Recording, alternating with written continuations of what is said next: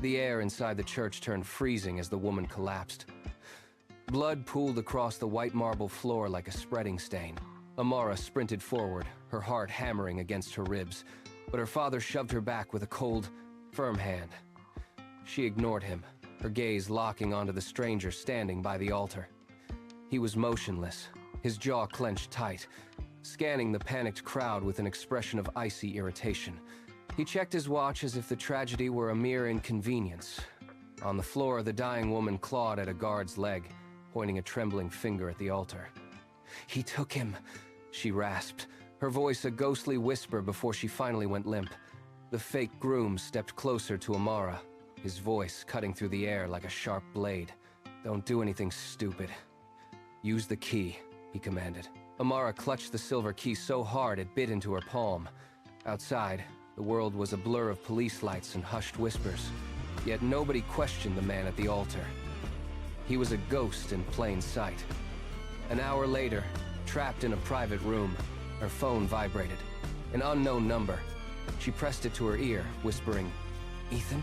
A ragged, broken breath answered her. "Amara, they lied. Don't trust my family." The connection crackled with static as her world began to tilt.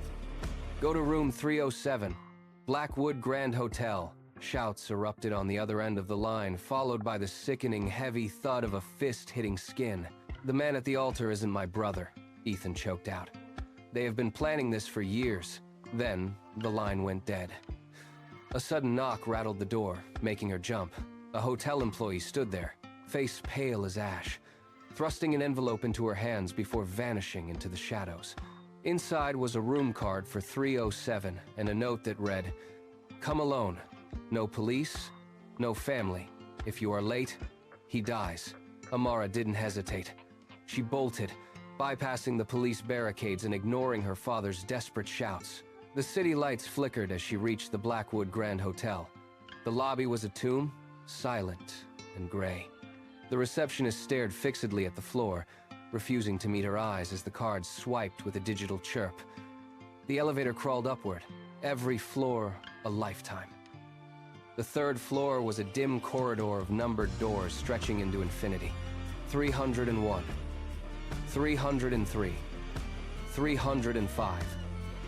Finally, 307. She pressed the card to the lock. The light blinked a mocking green. The door swung open into total darkness.